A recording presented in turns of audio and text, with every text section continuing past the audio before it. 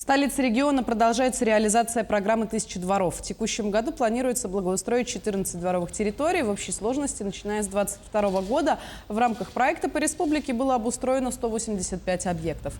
В настоящий момент в Якутске работы ведутся в объектах на улицах Кальвица, Чернышевского, Кирова и на проспекте Ленина. Во дворах планируется сделать современные детские площадки со всеми удобствами, а также каждая территория будет оснащена безопасными объектами малой архитектурной формы. Работу планируют закончить в конце сентября текущего года. Работы начались в конце мая.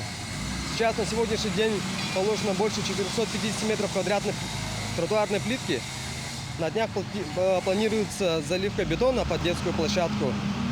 И на следующей неделе планируем уже класть асфальтовое покрытие. Здесь сейчас находится один погрузчик.